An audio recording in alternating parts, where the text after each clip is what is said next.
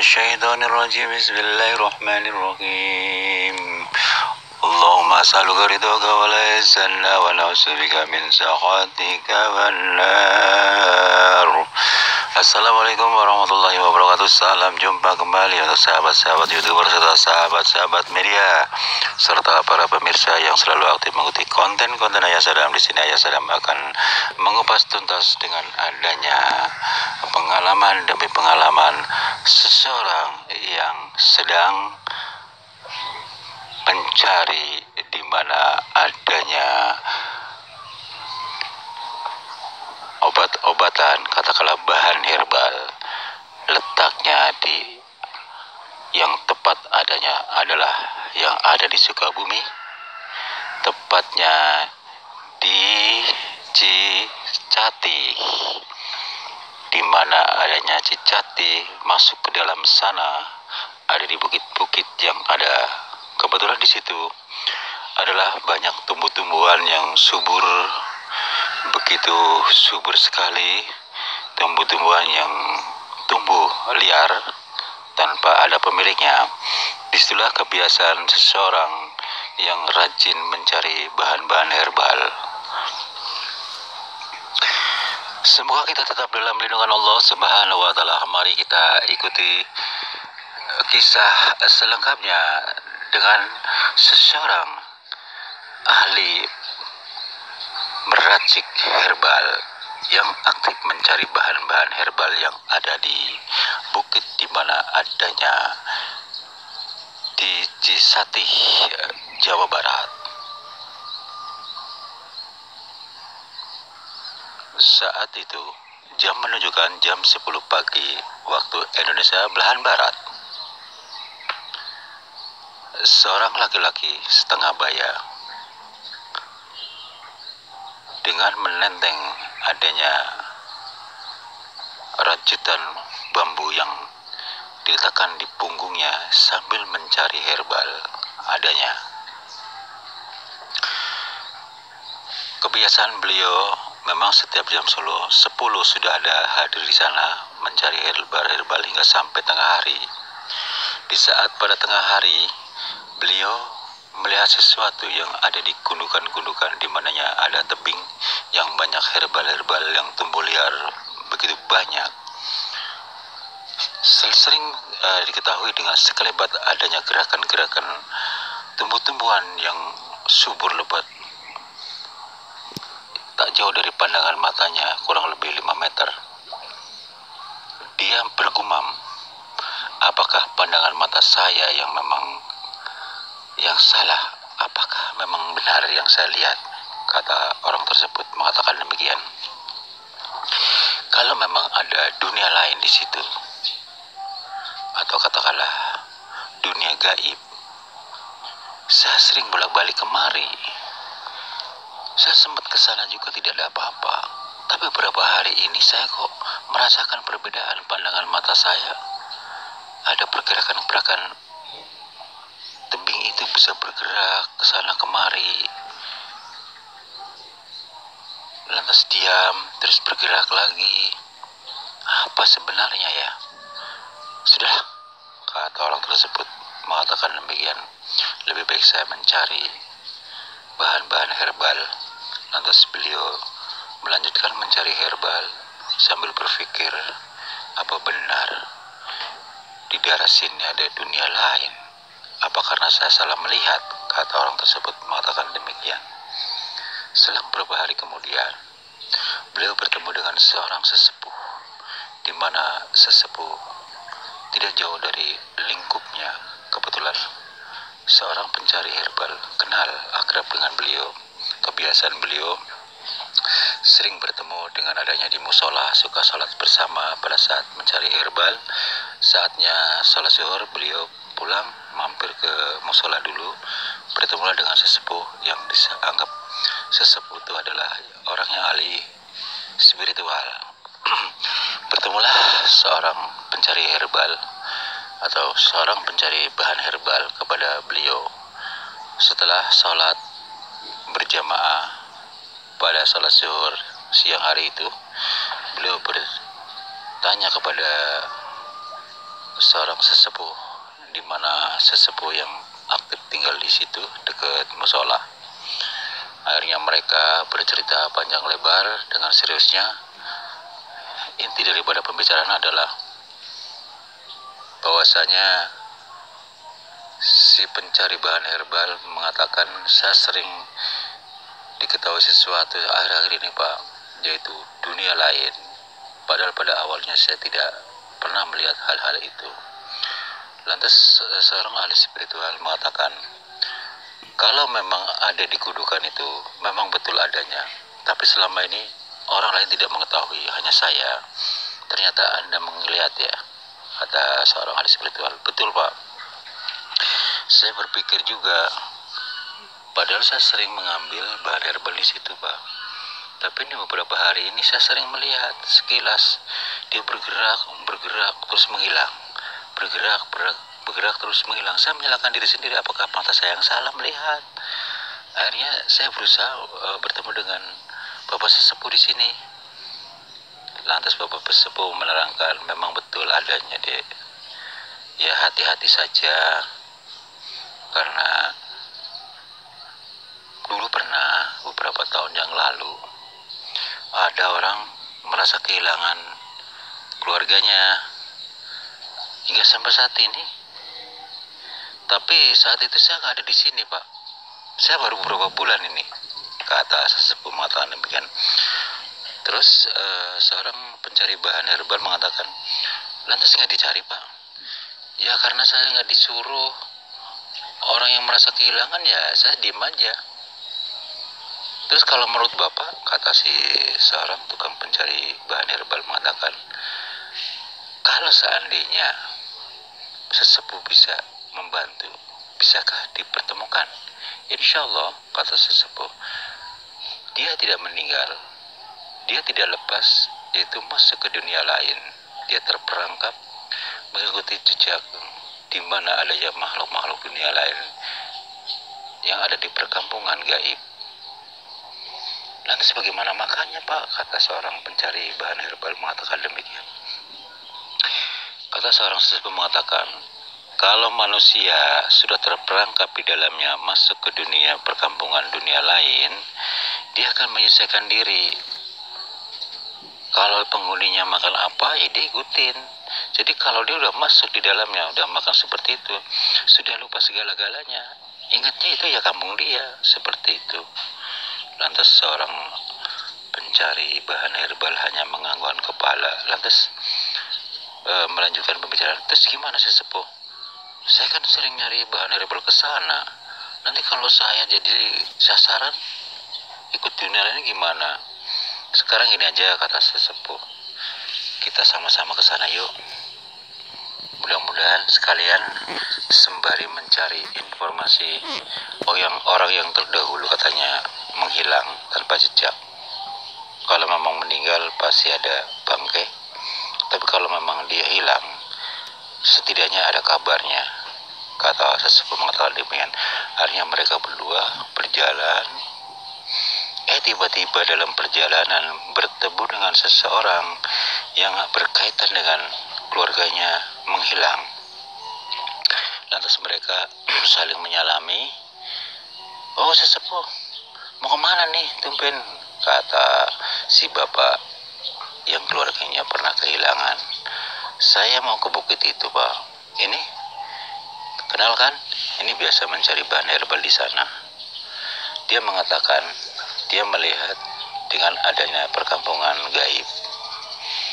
Barangkali termasuk anak bapak katanya hilang kan sampai sekarang. Lantas orang tersebut mengatakan, iya Pak, benar Pak.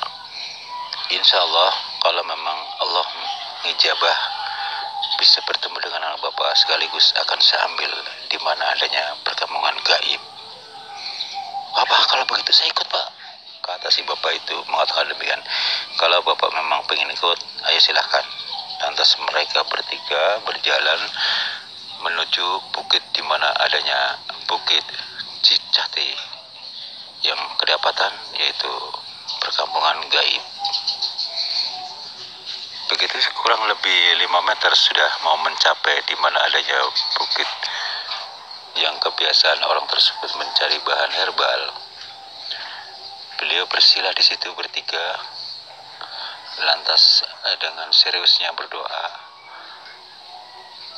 Orang kedua dan orang ketiga, katakanlah orang yang ahli pencari bahan herbal, termasuk orang yang pernah anaknya merasa kehilangan, disuruh minum air doa agar mereka bisa mampu melihat ke dunia lain. Lantas setelah itu, seorang sesepuh mengatakan, itu air doa, mudah-mudahan kalian bisa melihat dunia gaib dan sekaligus buat pemagar kalian. Barangkali ada sesuatu gaib yang akan mengganggu kalian, insya Allah mereka tidak mampu mengganggu kita, kata seorang ahli spiritual mengatakan demikian. Lantas mereka berdua dengan kalimat senada mengatakan, terima kasih Pak. Lantas sesepuh melanjutkan pembicaraan, begini, kalian supaya lebih simpel ya, sambil nunggu saya berdoa sampai akhir, bacalah surat Al-Ikhlas ya, terus dan terus sampai saya selesai berhasil bisa menembus ke dunia lain, sampai benar-benar saya bisa mengetahui anak Bapak. Mudah-mudahan saya bisa bertemu dengan anak Bapak yang hilang, kata sesepuh kepada orang yang merasa kehilangan anaknya beberapa tahun yang lalu. Lantas mereka mengatakan, iya Pak. Lantas mereka dengan seriusnya berdoa dengan khusyuk. Tak lama kemudian sesepuh lantas menggerakkan kedua tangannya. Dengan adanya gerakan-gerakan itu, dunia lain terbuka. Ternyata ada perkampungan kecil di situ, letaknya ada di bukit, di mana Bukit Cimelati atau Bukit Cisate. Bukit Cisate yang ada dekat-dekat dengan adanya villa-villa yang ada di situlah, namun agak jauh daripada villa-villa, tapi letaknya tepat ada di bukit-bukit yang ada. Lantas mereka berdua, antara seorang yang pencari seorang pencari bahan herbal, termasuk si bapak yang merasa kehilangan anak, mereka ikut melihat. Wah, iya Pak, betul tuh Bapak sesepuh, saya melihat tuh perkampungan gaib. Lantas sesepuh mengatakan, coba berusaha tenang, jangan bicara dulu, cukup mata kita melihat. Tanpa sadari, seorang yang merasa kehilangan anaknya, dia melihat anaknya ada di situ. Dia jawil ke sesepuh, Bapak sesepuh, itu anak saya tuh, lagi ngangkat kayu. Itukah betul anak Bapak? Ya, insya Allah akan saya ambil dia supaya dia bisa kembali sempurna. Begitu saya ambil, saya akan ruqyah langsung supaya otaknya kembali normal, kata sesepuh mengatakan demikian. Antara takut dan senang, si bapak yang anaknya hilang ternyata sudah diketahui oleh bapaknya sendiri, termasuk sesepuh dan orang yang mencari bahan herbal. Tak lama kemudian, sesepuh melayang masuk ke dunia lain. Sebelumnya beliau mengatakan, kalian di sini saja, tetap seperti sedia kala. Bacalah surat Al-Ikhlas hingga sampai saya kembali ke sini membawa anak Bapak, kata sesepuh kepada orang yang kehilangan anaknya. Mereka mengatakan, iya Pak, siap. Tak lama kemudian sesepuh masuk ke dalam dunia lain. Dibawalah anak tersebut, tapi di situ sempat menerima kendala adanya penunggu di mana dunia lain berada. Woi manusia, enak saja kamu mau ngambil manusia yang sudah menjadi hak saya, kata si penjaga dunia lain mengatakan demikian. Dengarkan baik-baik, kata sesepuh mengatakan demikian. Saya manusia, dia juga manusia. Anda tidak ada hak sama sekali, karena Anda, kalau dihitung-hitung adalah Anda sudah punya kesalahan besar. Secara hukum, Anda menculik anak seseorang. No, Lihat, bapaknya yang pemilik anak ini. Kenapa Anda mengatakan hak? Nggak ada hak sama sekali. Ternyata si penjaga dunia gaib tidak berdiam diri, dia menggeram, dia marah besar, merasa anak buahnya yang sudah masuk di dalamnya mau diambil kembali. Woi manusia, ternyata kamu punya nyali ya, hadapi saya. Kalau Anda mampu, tidak semudah itu Anda membawa orang yang sudah masuk di lingkungan kami. Kata si penjaga dunia lain mengatakan demikian. Lantas seorang sesepuh entah membaca apa, tak lama kemudian disusul dengan si penjaga. Si penjaga itu nggak tahu menyemburkan apa, tiba-tiba ada api mengarahkan ke sesepuh. Sesepuh tidak kalah gesit, melemparkan tasbihnya. Tasbih bagaikan punya nyawa. Dia meliuk-liuk mengarahkan ke tubuh si penjaga itu. Si penjaga itu kewalahan, merasa kepanasan dan kesakitan. Wah, apa ini? Ini sebuah tasbih. Kenapa sakit sekali dan panas? Tasbih itu kembali lagi ke sesepuh. Itu belum seberapa. Kalau Anda macam-macam ingin merebut anak manusia, urusannya dengan saya, kata sesepuh mengatakan. Lantas seorang penjaga, bukan seorang penjaga ya, katakanlah makhluk gaib yang ada di si penjaga, salah satu penjaga di mana adanya perkampungan gaib, mengatakan, saya tidak akan pernah jera, jin tidak akan pernah jera, sekalipun saya memang tadi merasakan sakit dan panas, saya tetap akan kutumpas dirimu supaya kau tidak mampu membawa anak itu, kata si penjaga mengatakan demikian. Lantas seorang ahli spiritual, silakan, saya siap menghadapi kamu, kata seorang sesepuh. Tiba-tiba entah kenapa dia melemparkan sesuatu kepada sesepuh. Sesepuh tidak lupa kalah gesit dan langsung lempar kembali tasbih itu.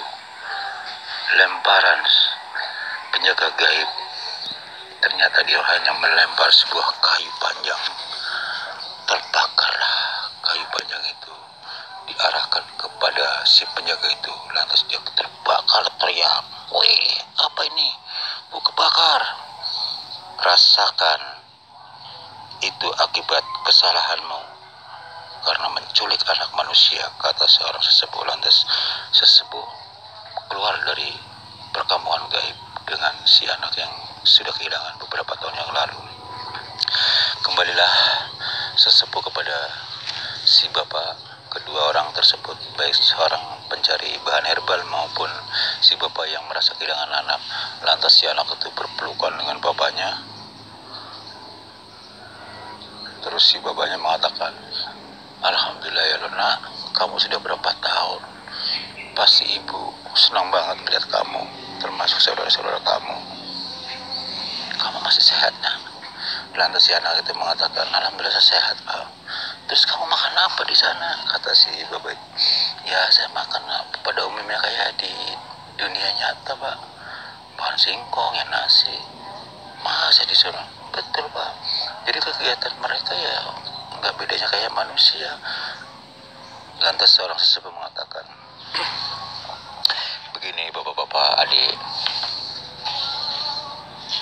kalau namanya manusia, kalau sudah terperangkap, terhipnotis oleh dunia lain, apapun jenisnya yang dimakan, penglihatannya seperti kayak layaknya manusia, makan sayuran, makan nasi, lauk, seperti itu.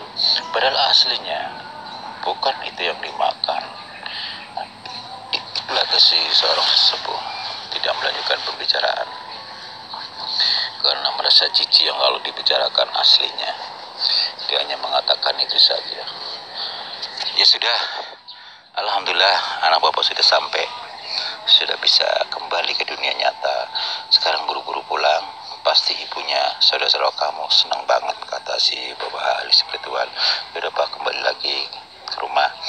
Lantas seorang pemilik anak yang sudah beberapa tahun tidak kembali.